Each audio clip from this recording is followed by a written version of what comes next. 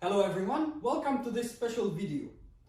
I'm honored today to present the Grandmaster Augustin Wu, the 10th degree Grandmaster Augustin Wu. Grandmaster, thank you for joining us today. I'm very happy to be with you. Good afternoon. Good afternoon.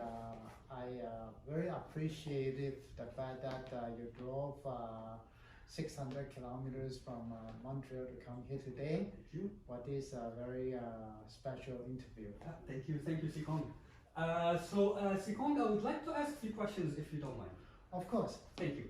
So, the first question, can you give us a brief background on how you started martial art? How was life back in Malaysia? What drove you to choose white crane? So, how did it all begin? Well, I would say that since I was a boy growing up in Cebu, Sarawak, Malaysia,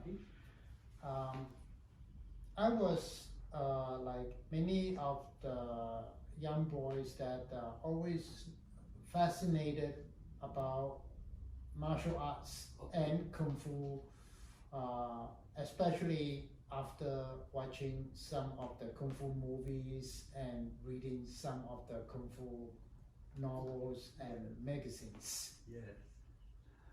Very nice. And how did you meet the late Grandmaster Kheir? Well, first and foremost, we got to kind of imagine that with the simple town back over 50, 60 years ago, without social media, everything is pretty much by the word of mouth and folks' recommendation. We also need to imagine that life was very, very simple. As a young boy growing up in a small town, we would be enjoying the daily activities like playing marbles, flying kites, swimming in the river, or roaming around in the rubber plantation. Watching movies is also one of the very simple and yet luxury treat for us. So back in the 60s, some of the Kung Fu movies from Hong Kong and Taiwan begin to get popular. It always gives us a lot of fascination and imagination. And also because of that trend, as I was growing up, I also began to see folks sometimes waking up in the morning and practice martial arts or Kung Fu. I remember as a young boy, 8 or 9 years old, one of my neighbor, two young gentlemen, they would always wake up early in the morning and practice this, Kung Fu with the really fascinating movements and techniques that I always thought that is very similar to what I saw from Kung Fu. So I would always watch them train. So one day in a very shy way, I asked them, what is that? They'll explain to me, because I was a kid, very, very patiently that, oh, that's white crane Kung Fu. So I watched them train. Sometimes I even nagged them to show me the applications and whatnot. Finally, one day, after I begged my parents many times, I was permitted to let them to bring me to the school that they attend. So that was my first, experience that I visited the White Crane School. And I also remember that even at that very first visit, I did not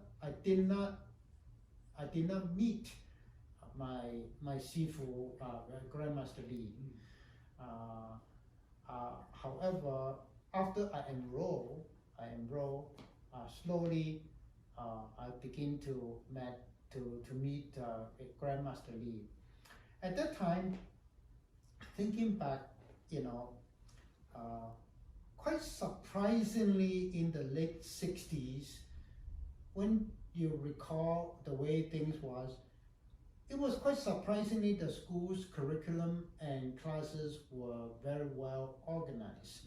I remember they used to have morning classes that he usually targeted for those career working people like teachers, office folks and whatnot. Okay. And then for me, usually I would be attending the afternoon class that will be around 4 o'clock or so. That it will be usually targeted for the, like, you know, younger students and teenagers. Those classes were always taught by the instructors who were my sihing. And then the evening classes, there were usually a mixture of students and working folks. Nice. Thank you, Sikon. Now, another question. Can you tell us a little bit, how was training with the late Grandmaster Kheir, and how was training with his instructor also? Well, thinking back, even the classes were conducted by the instructors. You really can imagine that how regimen and structure were the White Crane classes being taught by late Grandmaster Lee all his years. Please remember that when I first met Grandmaster Lee, he was in his late 50s. And like most traditional Sifu, they don't necessarily teach every single class. By the time when I started White Crane, the school was, I would say, almost in the peak form, meaning that it was well structured.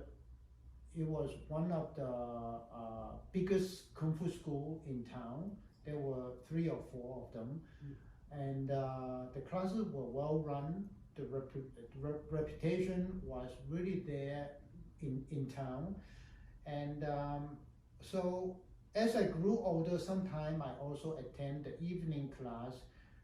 Those were the classes Grandmaster Lee would participate the most, and you can really see his teaching being passed down to the senior student or my sihing and the instructors in a very well-structured way.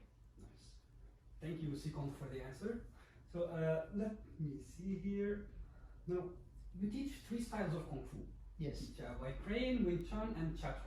Yes. Can you give us a brief explanation on the difference between the 3 special characteristics, and what do they have in common, and what made you go into 3 styles?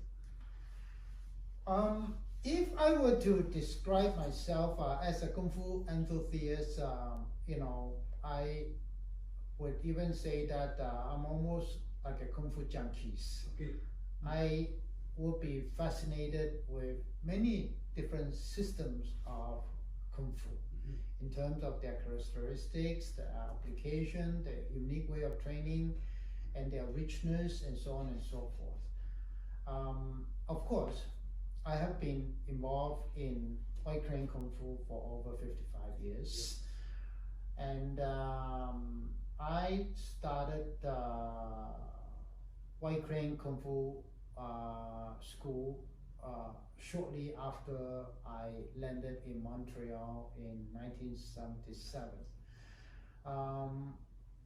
At first I started teaching my first Kung Fu class in John Albert College, later on in Concordia University, and furthermore I started my first Kung Fu school in Montreal on Notre Dame Street near the courthouse. As I was teaching Kung Fu for several years, I remember the year 1981, I began to meet one of the Kung Fu master from Jinan, Shandong province. He was in Montreal in a cultural exchange program, and I was always very fascinated with some of the northern Shaolin weapons. So I began to learn some northern Shaolin weapons from him. Then one day during the break, I had a discussion with that Sifu from Jinan. His name is last name is Niu Huai Lu, and I was asking him something that puzzled me a lot. I said, how come after I taught Kung Fu for about 3 or 4 years, I have little success to get my children class going?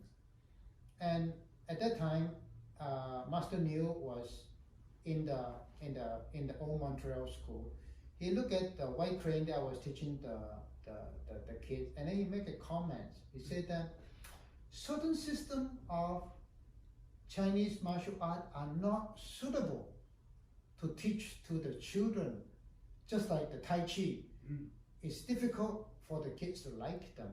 I said, really so? Then he began to show me the Northern Shaolin, and then, so I guess in most of my life, I consider myself as a very practical and pragmatic person. I said, oh, that will look something the kids will like. So that's when I began to start to learn the Northern Shaolin system from Master Niu. And guess what? After so many 44 years of teaching Kung Fu, now in the head school in Mississauga, literally almost 98% of the youth and the kids, they always enroll in Northern Shaolin. So I guess the wisdom of that Master Niu really was in place.